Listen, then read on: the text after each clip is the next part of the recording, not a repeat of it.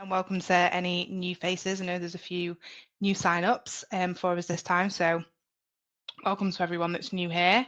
Like Luke said, part two of my mini-series. So last time we looked at delivering effective content, we talked about the 80-20 principle, and I gave you guys some inspo on distribution strategies. So if you missed it, Meg will drop the link in the chat for the recording, so you can catch up on that later.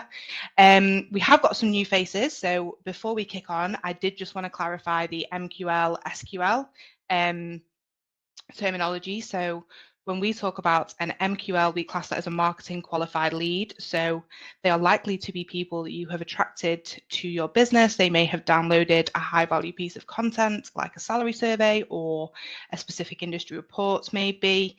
And it means that they are interested, they are qualified to be the right type of person, they are a potential client.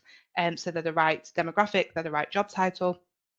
But just because somebody has downloaded a high value industry report doesn't mean they have a hiring need and are therefore sales qualified. So what we want to do is we want to really nurture that lead through email marketing and continue to add and drive value in your services and your expertise, so that when they start indicating buying signals, we can then class that as sales qualified and make sure that we're handing that out to the sales team and therefore driving return on investment and revenue from the content campaigns that you're running, but also from your email marketing as well, to make sure that everything flows. Our next session is going to be more about automation. Luke, you mentioned it before.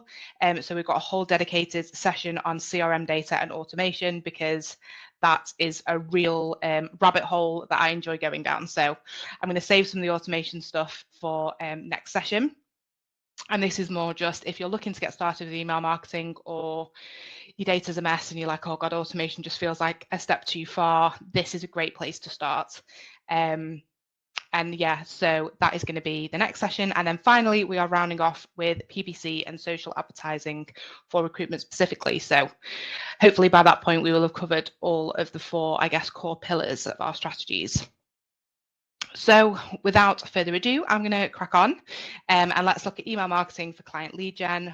We're going to look at where to start, what you should be testing. I've even got some inspo for different templates and designs, and I'm going to have a go at simplifying segmentation for you all as well.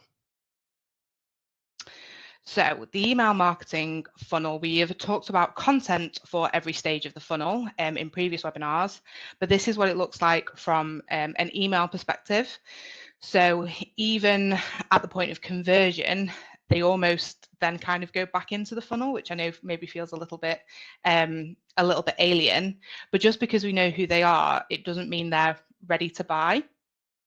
They're still kind of in that MQL status, and especially if they are a brand new lead onto your database, just because we have their email address and we know who they are and they've obviously trusted you enough to convert, in terms of the buying journey, they might still be in that research and awareness stage, because the likelihood is they probably don't have a hiring need at that specific moment in time. So when the hiring need comes around and they come to make that decision, they're going to start with that research and awareness piece all over again. So we need to be constantly hitting different touch points and hitting content, and using email as a great channel to that, to try and identify which stage of the funnel they are at, and then we can engage them with sales or a consultant at the right point. So good email marketing, or effective email marketing, I should say, relies on you having something valuable to say. So at every stage of this funnel, you need to be thinking about what type of content do you need, and not even what you need, what your buyer needs. So when they're in the research and awareness phase, what are they looking for?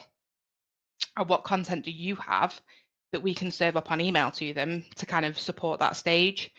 And then in the consideration and comparison stage, through to the actual action and wanting to engage with a consultant. And then even once they've taken a hire from you, how do we nurture them and make sure that you then become that preferred supplier from a recruitment perspective? So you want to look at this and just see, how can email marketing fit in at every stage? So right from the top of the funnel, what are you doing to capture emails in the first place? Whether it's using gated content, webinar signups, you need a pull to really add people to your list and really get them there. And if that feels like a huge mountain, then go check out the last webinar. That will definitely help. And then through the consideration and comparison, taking action and instilling loyalty, like I said. So decide where to start would be my first bit of advice. So a lot of people look at this and go, oh my God, we don't have anything for any of these stages. And now do we start at the bottom? Do we start at the top?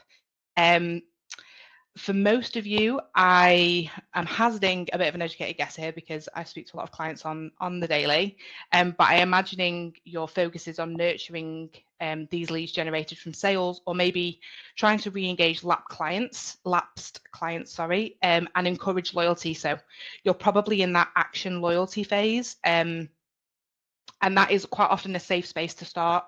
It's a lot easier to re-engage people that have maybe just forgotten about you, that have actually had a positive experience in the past, that have valued the services that you offer, and are familiar with the brand in the first place. It's quite often easier to re-engage them than it is to, start in the fight for something new.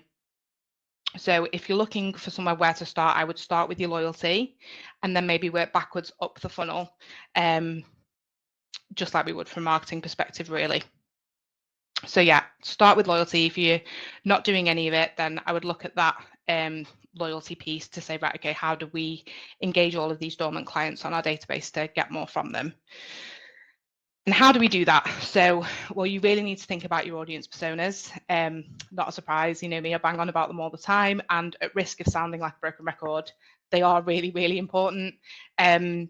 So who have you got on your list?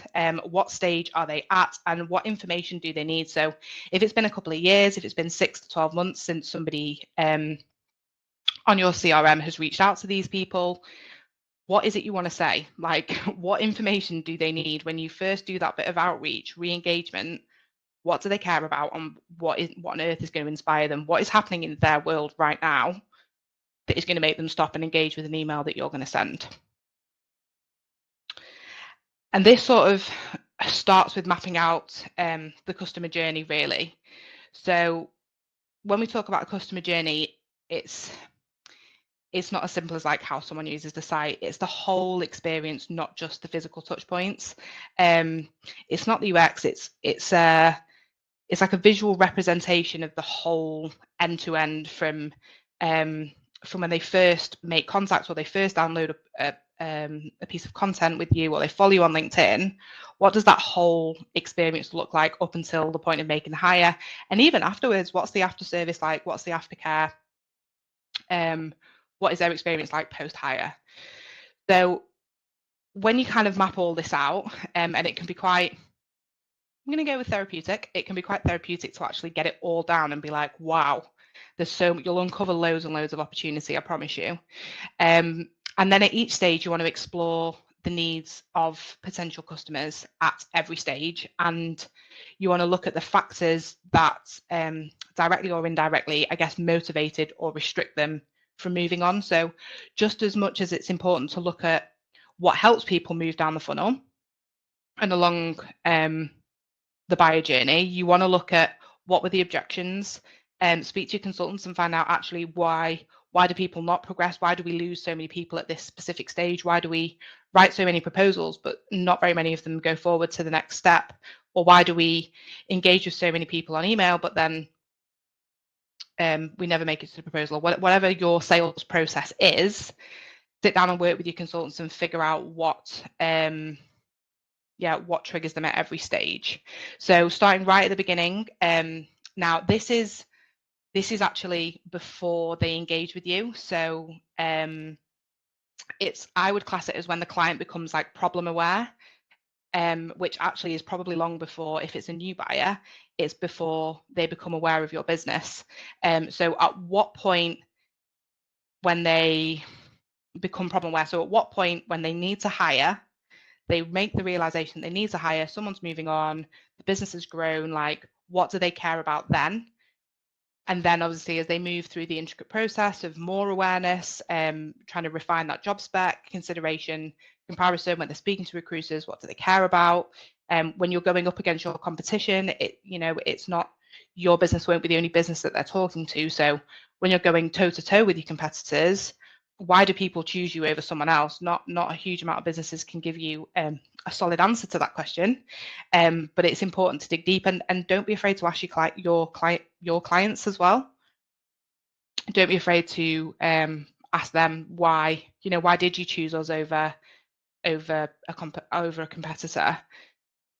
So as you're kind of mapping this out, you want to try and pull as much data as you can from relevant sources. So whether that's prospecting tools, analytics, looking at your own website, reviews even. Quite often when you go through reviews, people will mention like specific highlights of I really enjoyed this, or the way they, held my hand through interviewing all the candidates I found really valuable. So look at through all the different stages, look back through reviews and see if any bits jump out and see if there's any common themes. And this will help you accurately chart your customer's path from the first point of contact to the last point of contact. And then why did they go dormant? Like, why have we got however many clients sat on the database that we just haven't spoke to in 6 months or 9 months or a year or even longer? So then at each stage, you want to kind of consider 4 main points, which is emotion, action, research, and solution. So what was their emotion? What action did we want them to take and did they take? What research and information did they do? And what solution did we offer? Or should we offer? What solutions do they need? So I guess to put all of this in context, so during the problem awareness stage, the hiring manager or HR or business owner, CEO, whatever size of business you're working with, become aware of the hiring need. Now, usually the first step is to start researching a job spec. Like, that is before you can even approach a recruiter, before you can even start that decision-making journey, you need to decide what you want to, who that person is that you need to hire, what skills do they need, what experience do they need, what qualifications do they need, what's the day-to-day job and roles and responsibilities going to fill, are they going to fill? And that in itself can be a really overwhelming task. And it's somewhere where your consultants can actually add a lot of value and get in there really, really early. And a lot of, I guess, potential clients probably won't know or won't put 2 and 2 together that your recruiter can actually help you finalize that job spec. Like, if you don't know, or if you, I guess, are probably, this is a bit of an assumption from my experience, but a never-ending unicorn job spec where you just think, I bet if you ask your consultants time and time again, they get these job specs through and you just think you're never ever going to find a real person, a real life unicorn that has this experience, is prepared to do that job. And we get it in marketing all the time. We're expected to write a global strategy and run the day-to-day social media and launch a TikTok and do the email marketing, and we're expected to do all of these things all at the same time. And that is not just a marketing specific challenge. So yeah, once you know your audience personas, you need to define your goal for each stage, and then a value proposition for each email. So think about going back again to that first initial step. If their main challenge is finding that job spec, what can you put on email that is going to say, hi, we can help you finalize a job spec. Here's a template. Here is some things to consider. Here is an organizational chart template if you're really struggling, like if you're going that big, and especially if you work in businesses where you maybe hire across different divisions, that can be a really valuable tool, because if you know that your business has the capability to fill multiple roles in multiple different functions in a business, maybe it's like tech specific, but then you'll also do marketing and sales. Maybe you're industry specific, but you are quite broad within that industry, so you will fill everything from finance to marketing to tech engineers. Then actually having one recruiter that can help you map out your whole organizational chart from those roles, and then help you fill those gaps when you eventually uncover where they are. 1, that's a massive sales opportunity, and 2, that's a huge amount of value for a client. And I would be extremely surprised if that does not turn into a vacancy or several. So yeah, once you know your audience personas and you've kind of gone that granular into each of those phases to decide what is going to be your value proposition for each step, and then how you can translate that and communicate that in email.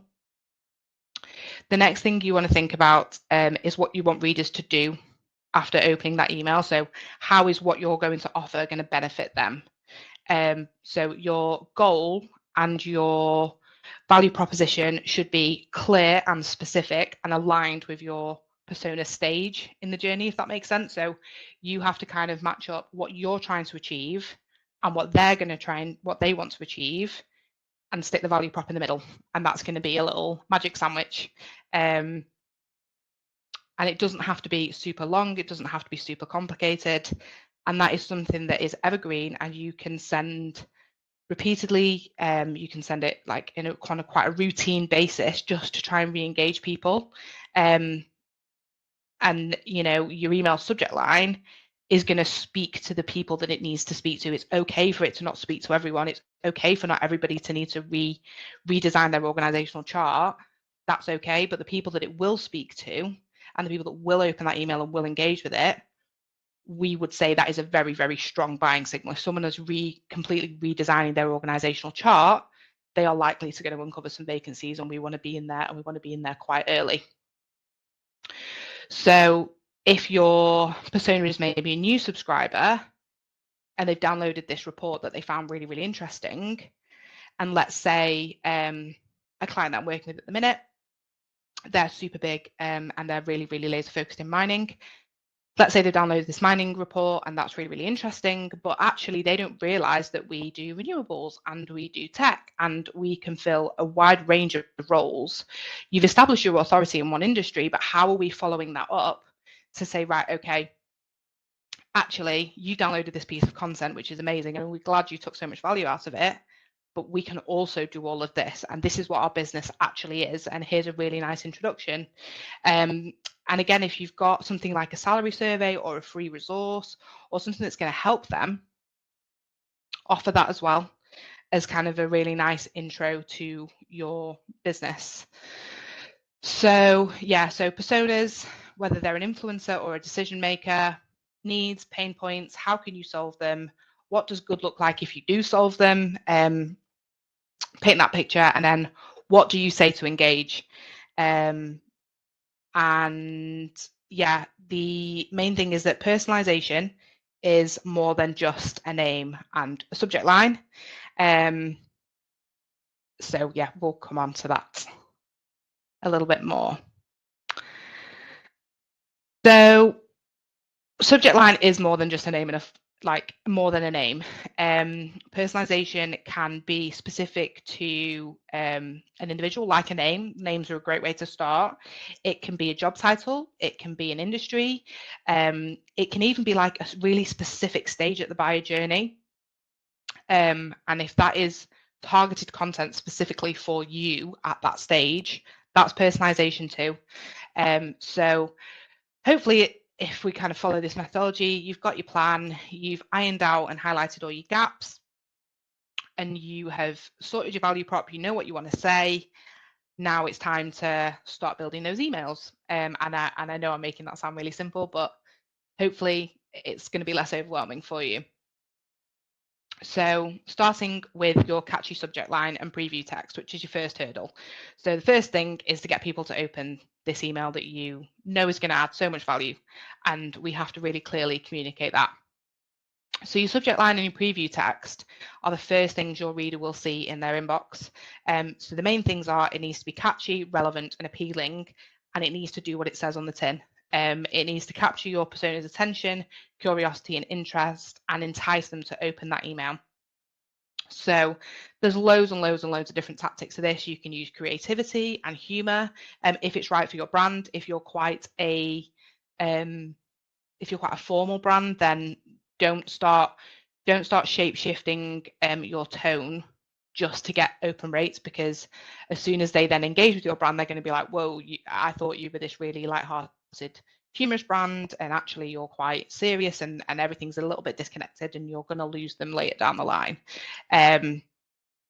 If your tone is not engaging with your customer, then either you've got a much bigger problem, in which case you need to reevaluate the whole tone and brand positioning, but more than likely you're just filtering out the poor quality leads that we're never going to convert. So that's okay too. It's okay to say, actually, do you know what, you're not our target customer, and that's why you're not engaging with us. And that's okay, but again, we need to have a process to filter those out and qualify them out as much as we're qualifying in the sales qualified ones. So use creativity and humor if your brand allows for it, but don't sacrifice clarity or honesty.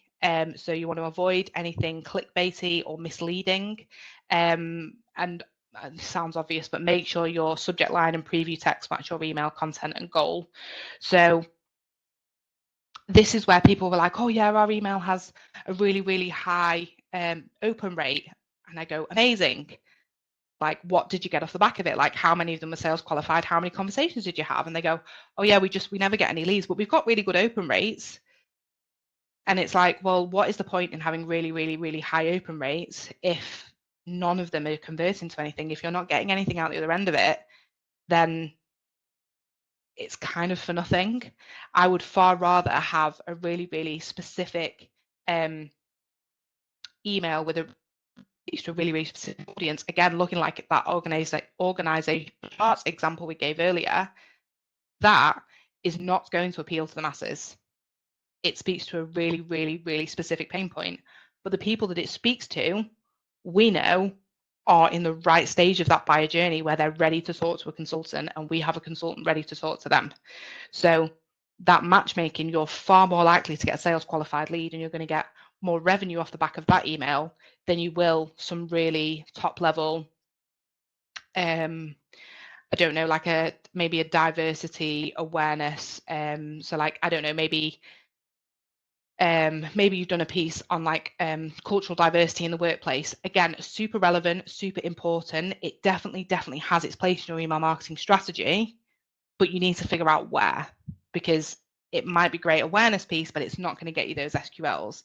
It might be a great engagement piece, but it's not going to get you those SQLs. So you need to be weighing up what content you've got. And if you find that actually everything that you're pumping out sits in that top awareness piece, then it's time to do something a little bit close to the bottom of the funnel if you want to get those conversions off the back of it. So this is my subject line formula. So personalization, action, insights. Those three things you kind of can't really go wrong. A good rule of thumb is to try and keep your subject line between 6 and 10 words or less than 50 characters. Some of these are really long because when I was picking an example, I decided to go with recruitment marketing tools, which is a lot of characters, as my value prop. So made life hard for myself. But this is what I was saying about personalization. So if you just want to speak to marketing managers, if you just want to speak to CHROs, if you just want to speak to chief risk officers, was a conversation I had with a client recently. That's okay. If you just want to speak to them and your list isn't super segmented, send out an email that specifically references chief risk officers in the subject line. Guess who's going to open it? Like, it's not the most stylish approach, but it will work because you are speaking directly to them.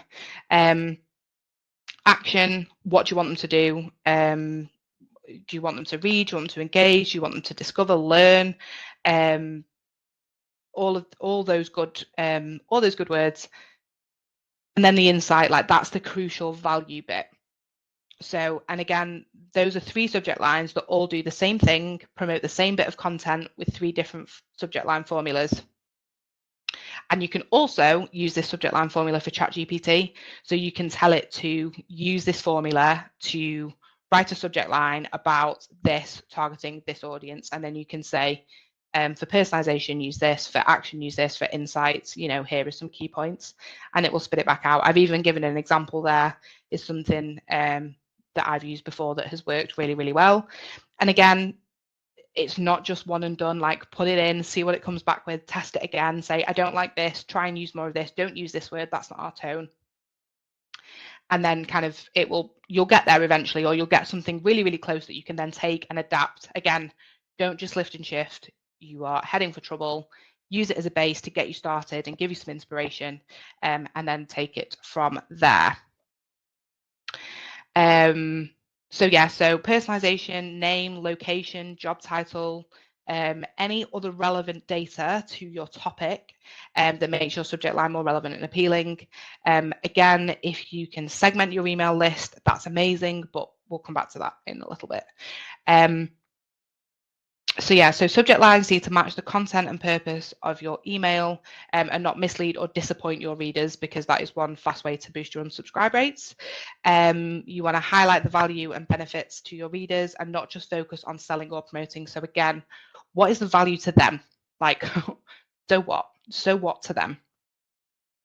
So you need to be providing useful information, tips, solutions. So again, thinking back to what we said before, what research are they doing and what solutions do they need? And make sure we're positioning those solutions or products that are going to solve their problem, meet their needs, or pique their curiosity. So then I guess something that I get all the time in terms of questions is everyone talks about A/B testing on email. Everyone's like, can you A/B test? Should we A/B test? What do we A/B test? And the answer is yes, that would be fantastic. Also, if you're just getting started with email marketing, you don't have to overwhelm yourself. It is okay to just send an email and not have an A/B test on it, and just see how it goes and benchmark it against the last email that you sent and go from there. We don't have to, run before we can walk. But in terms of testing, if you want to improve your open rates, that's when you need to look at your subject lines that we talked about, and the preview text. And you want to explore different days and times of sending emails. It's like an unwritten rule, and my RCO challenges me on it all the time, but I can tell you that I have tried and tested it with a client. Tuesdays and Thursdays for client engagement are the best times to send emails, between like 12 and 2 p.m. Especially if your email list is not segmented by region. So let's say you can't just pick out the US. So I'm going to use the US as an example. A lot of our clients go down the East Coast, but they service the East Coast out of the UK, because you can have all afternoon basically on the same time zones. If that is the case and you have no way of being like, oh, well, we want to target the US, but I don't really have separate content and I can't segment them in the list. If you send your email out between 12 and 2, you will get them just as they're waking up and coming online. So that's the equivalent of sending it first thing in the morning to them. So it's going to be relatively fresh in their inbox, relatively near the top. Usually the first thing that people do in the morning is come in and check their emails. So you have a fairly good chance of engagement. Again, in the UK, the psychology behind it is people coming back off the lunch, most people will come in, flick through their emails, and if it's interesting, they might stop and read it then. If not, they'll definitely see it and flag it for later. Again, in the UK, we're coming off the back of a bank holiday, so Tuesdays after bank holidays, don't bother, go with a Thursday. I have genuine experience with this. We tested different days and times with a client, and I couldn't work out why the email rate, like the open rates, had dropped from always being like anywhere between 10 and 12%, and that's for an email database that is not well segmented at all. It's just one big prospecting list, really. It went from always being consistently like 10 or 12% to being 7 or 8. And I was like, what has happened? Like, we've always been consistently, like, we've got good benchmarks, we know what works. And it was purely because we defaulted, and we was like, I hadn't realized we were sending emails at different times, because it was somebody else that was doing the sending. And that's genuinely the difference it can make. Like, it'll go up 3 or 4% just by making sure you're hitting people at the right time. So definitely explore, especially if you're trying to target different audiences. If you're trying to target APAC, again, just try and get that crossover time. If you're trying to do sort of Europe, US and APAC, then good luck, because they are very different time zones. Maybe first thing in the morning, but then again, you sacrifice in the US. So just have a think. And if in doubt, see if you can split your list in two, and then at least you've got like a 50% chance of getting them. If you send one first thing in the morning and then one at lunchtime, or one at lunchtime, one at the end of the day, you'll just have to play around with it and see when you can get the majority of people in. So yeah, so if you want to improve your open rates, A and B test different subject lines, try personalization, try without personalization, try being solution led, try being pain point specific, try loads of different things, and yeah, see where you get to with that one. Something else that has worked quite well aside from this formula is to go pain point and solution. So literally like, are you struggling with this? And then like a colon or a hyphen or something, and then the solution in the subject line. And again, that is really direct. It really, really speaks to the person that it needs to speak to. If you've got bad click-through rates from your emails, there's probably too much in there. Generally speaking, people prefer smaller, like shorter, easier, more condensed emails. No one wants to sit and read a long email. Not even like an actual business email that like you are like compelled to read because you have to, because it helps you do your job. If it's too long and too wordy, even I'm like, oh God, like I need to read this email, but it's a lot to take in. So keep it punchy, break it up, make it engaging, and look for shorter form content. And make sure your call to actions are clear and prominent. Again, I've mentioned this before. Don't say click here. Like if you can get a button in there, most email clients will allow you to put a button in there of some description. Use buttons. They're great for UX. They have better engagement than an inline link. Where just like a word is hyphenated, because it's easy to miss if you're skim reading. But a button should really, really stand out, which is great. Avoid using images with buttons. So if you're on Outlook quite often, you might notice that when you get an email through, if it's from like an email automation or like an email platform, it can strip out all the images and it will just give you like all the broken text until it says like download images, and then it'll all come. If your call to action is reliant on being on an image, you're going to miss that call to action. So definitely avoid putting call to actions exclusively in images. Make sure they are in buttons, or if they are in a text, make sure the text like stands alone, it's bold, it's centered, it's in a different color, and it is an engaging call to action like download the guide or read the blog or learn more. Just learn more in like bold letters in a bright color that is your primary color. That is going to do more for you than an inline link that says read the blog here. Definitely. And if you're not generating any SQLs, like I said, address your mix of content. Does it flow in a logical order? Are you just sending stuff out left, right, and center? Does it address the different stages of the funnel that we've talked about? And are you positioning a solution? Sometimes we can be guilty of talking so much about the outcome of what the client objective, what they're trying to achieve, that we actually really miss the bit where we're like, oh, by the way, this is what we actually do. So you have to really try and get their outcome and then your solution knitted neatly together.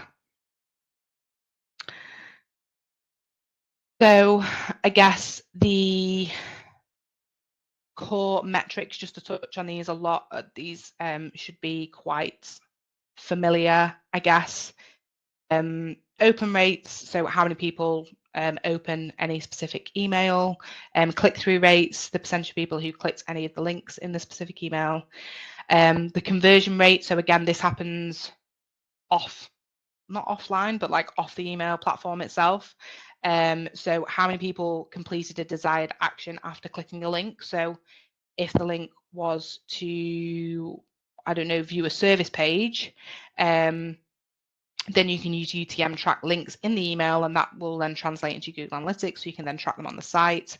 Again, we have had SQLs directly off email campaigns, so where we have given a value-added piece of content, if we've then linked the core services underneath, so for Pareto, for example, on any of their campaigns, if it's a sales targeted campaign, we will link their exec division, their graduate division, their sales training division, and their outsourcing solution. We will link all of those in the bottom of the email. So it's very much not the main focus, but there is that consistent awareness of their services. And on some of their pieces about engaging emerging talent, obviously, if someone is considering engaging with emerging talent in the market in the graduate space, the fact that we have a service line there that literally says graduate recruitment generates clicks, people click through to the site, and they fill in the inquiry form, and we know that that's come from that campaign because of the UTM tracking in the email address, in the link within the email. So yeah, UTM tracking will help you track those conversions. And again, some of it might be a little bit more manual. So if, let's say, you've got the organizational chart, I'm going to keep coming back to that as the base. If there was like a free resource, a download, a tool, a template, whatever, you need to keep track of everybody that downloaded and engaged or clicked that link in that email, put them on your lead tracker, and then it is a manual process, but you need to keep checking for that, like that prospect, and see what happened. Did it suddenly reappear in the pipeline? If so, when? What was the conversation that was had? And have you handed that over to a consultant to follow up with? Because if somebody has downloaded something like that where it does require a much more consultative sell, then that needs to be followed up with a consultant. So again, keep track on that. Bounce rate, this is more indicative of the quality of your email database, how high the bounce rates that didn't even get through to an inbox in the first place. Again, if you're looking at re-engaging contacts that you haven't emailed for 6 months, this is going to be really high, but it's a good, it's a good KPI to have, because if you're looking at re-engaging with clients, then cleaning up that list is going to be a really, really important first step. So reducing that bounce rate is actually a good metric to track and follow. Email sharing and forwarding. Again, we know that in recruitment, you've got decision influencers and then decision makers, who are your, I guess, purse string holders. And we actually had this specifically with a recruiter. So I wasn't actively hiring for my team, but I know that other departments are hiring. And I got an email through that just had a list of candidates on it. And again, as a hiring manager, I was like, oh, I'll just have a quick look, see who's there.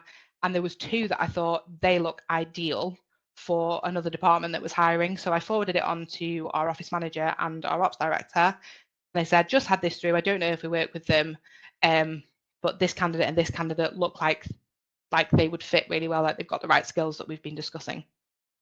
And I forwarded it on. So that again was a super, super valuable email. I opened it because it's always worth having a look at and seeing what talent's out there.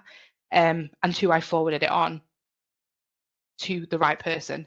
So in that instance, I was the influencer, but I definitely wasn't the final decision maker. So yeah, if you can track that as well with your platform, that's super valuable. And the unsubscribe rate, again, it's okay to filter out people that are not your target audience, but monitor this closely, because if you're getting people that are unsubscribing, you're either sending stuff too frequently, it's not hitting the mark, the quality's not there. If you've got a high unsubscribe rate, 9 times out of 10 it would indicate a problem, or you've just got a really bad quality database, in which case that is also a problem. But it's one that we can work, again, probably needs a slightly different strategy to try and overcome that. But yeah, so they're the top 6 that I would recommend that you track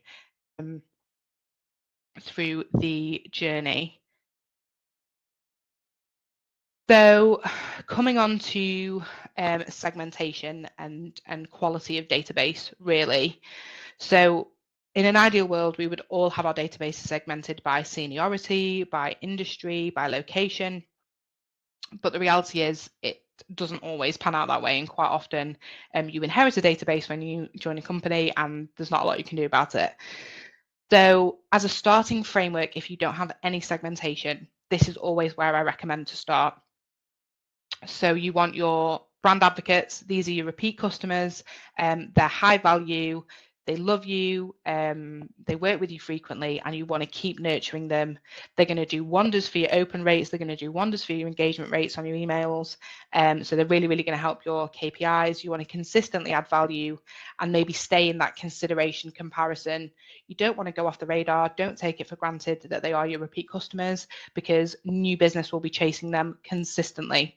Do you want to be consistently competing and defending your position as preferred supplier?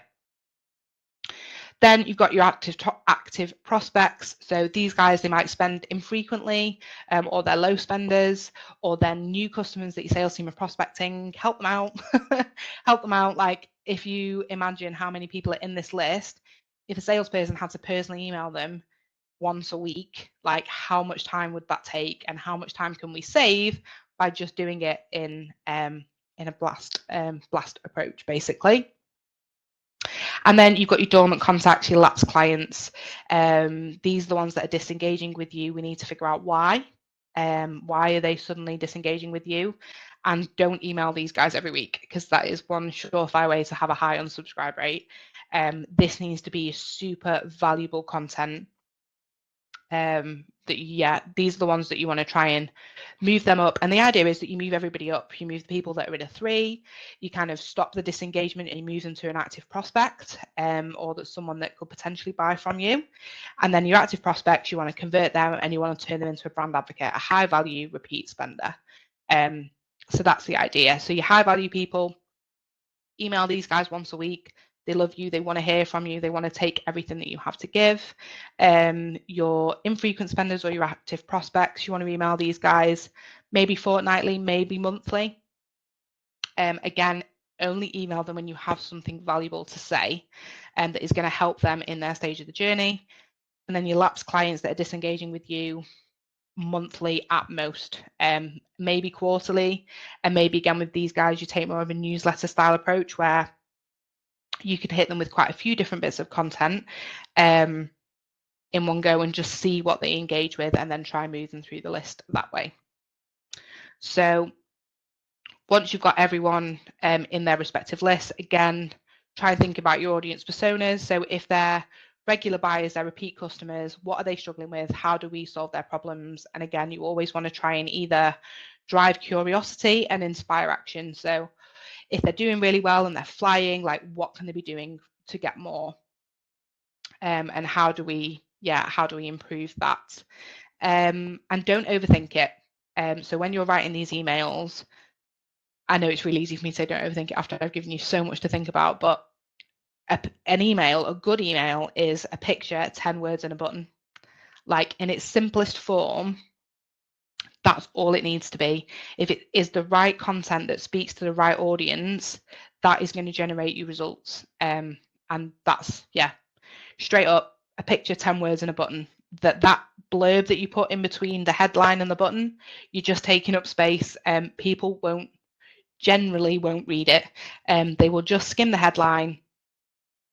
And something else to think about is that is 3 or 4 different touch points to get the value across. So where we talked earlier about subject lines and preview text, don't put the same thing in both. It's a missed opportunity. So if you've got 50 characters in a subject line, and then you've got 50 characters in your preview text, and then you've got 50 characters in a headline, and then 20 characters in a call to action, don't use the same bits at every stage. Like, it's such a waste of an opportunity. Try and get all the value in, all the USPs, all the value prop, break it up into chunks and get it in at every single stage. Don't just copy and paste. It's lazy marketing. No, do it. So in the line of a picture, 10 words and a button, this is my very, very simple framework for winning email layouts. So like I said, compelling subject line, different preview text, captivating email body, bold headlines that grab your reader's attention. So even you will have found, as you were looking at this slide, you read it top to bottom and you will have missed the captivating email body and you will have read the bold headlines, because that is what your eye is drawn to, and that's what we want to do. So then you want friendly closing and a clear call to action. So your opening line is important, as is your heading. So you want to establish rapport and credibility. You want to try and demonstrate that you understand their situation and needs, and really like understand them. So when you're thinking about this from an audience persona based, try and reference something specific to what they're going through, whether they're trying to expand internationally, if that is the subject, if they're trying to open or expand down the US coast, say that. like resonate with them. So they're like, you want them to have that, oh, that's me, like that's what I'm trying to achieve, that's my pain point, like I really resonate with that. You don't want to go generic, be specific. And then quite quickly you want to kind of go with the value of why you're sending them this piece of content. So you almost want to think of this like you were sending a personal email, like almost like you were having a one-on-one conversation with them, but just sort of at scale, if that makes sense. So if it was a personal email, you would be like, hi, I saw that you did this. So you want to kind of take that approach and say, right, okay, how do we make that applicable to multiple people by making it less one stage up from an individual, but speak to a group of people at a whole. If you were addressing, like I'm addressing you guys now, this is a really, really specific topic about a specific pain point, but I'm not just speaking to one person, I'm speaking to all of you. Oh, there's a few of you on here, all of you on this webinar. So yeah, so then you want to provide value and proof. So tell them how you're going to help, how your piece of content is going to add value, how you're going to help them achieve their goal, what validates your offer, like what validation do you have, and how is it going to help them do their job better. So this bit, again, tailor it to needs, interests, objections. So speak to consultants again, when you've mapped out that customer journey, what objections do you get and how can we objection handle those nice and early on. Benefits, outcomes, don't focus on features. So again, from like a e-commerce behavioral perspective, I suppose, don't focus on the features, focus on the benefit. So what does it pass the so what test? If you say something in your email, say it out loud and then say so what. So what does that mean? What does that actually mean for your audience? And storytell, include testimonies, testimonials, case studies. You want to demonstrate success of other people that have had this challenge and done it well. And then obviously that creates that aspirational element to it. Keep it concise, keep it clear, don't waffle. Yeah, add your perspective, include a call to action.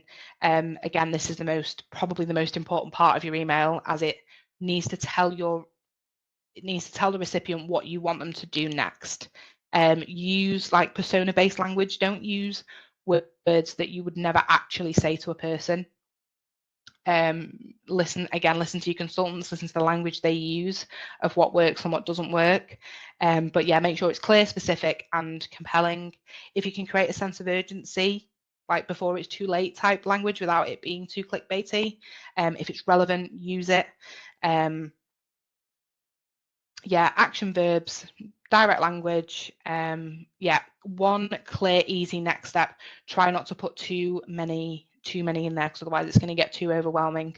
And this is where the newsletter style emails, they are great to try and engage people where you have a lot to say and you don't know what people want. But if you've suddenly got like, read this, watch this, listen now, it can be a little bit overwhelming and users won't know which bit to engage with. So if you're doing a newsletter style, try and prioritize the most high value piece at the top and then have the others as supporting. Don't try and give everything the same. I guess don't shout about everything, because then everything loses its value, if that makes sense. So I thought the next thing would be to actually look at some of these in practice and say, right, okay, if you were to go away from here and just make 5 email templates, what could, should, inspiration, what do they need to look like? So the first one I would say is a welcome email. So some of these are Venn examples of strategies and content that we send out. Some of them I got from a website called reallygoodemails.com. I'm pretty sure that's the URL. Go and check them out. It's full of it. Literally, it's just full of inspiration. Really, really good stuff. So you can go and have a look at those guys.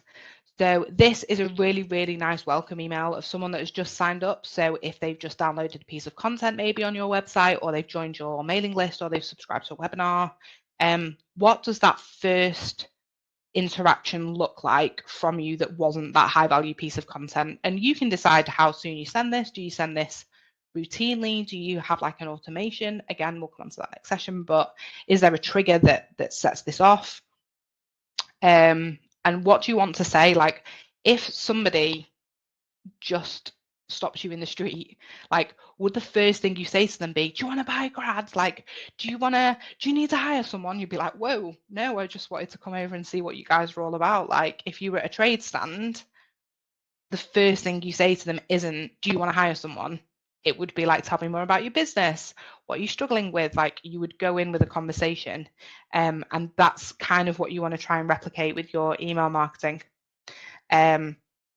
So yeah, I really like this. Again, this is from like a tech platform. So they talk about like a 14-day trial. They remind you of your login information. And again, if we think about this from a recruitment perspective, it's like, hey, thanks for signing up. Just a reminder, like, here's some of the stuff we can help you with. We're here if you need us. It's just, yeah, a really nice welcome email. The looks great. And yeah, it's visually nice. It's clear. And yeah, there's a clear call to action to sign in for this. So yours might be to speak to the team. It might be to learn more. It might be that high value resource that we spoke about. You can, yeah, decide what you want it to be. But again, 10 words and a button, really not overdone. So yeah, value added content, again, super clear call to action on that one. That's why I included it. A case study, again, this is a great example of adding proof. Again, clear call to action that just says learn more. And then this was one of the ones I was talking about, you know, with the service reminders underneath. So that's what an example of what that can look like. Another sort of service overview, just super simple. Like, there's literally not that many buttons here. This is quite a nice one just to remind people about what you guys do. So have a think, how might you replicate this for your business, what this might look like. And then the last one was just a really good example of a re-engagement that just reminds you of the USPs and the benefits. I appreciate this is also pretty small, so Meg is going to share around all the assets after this session.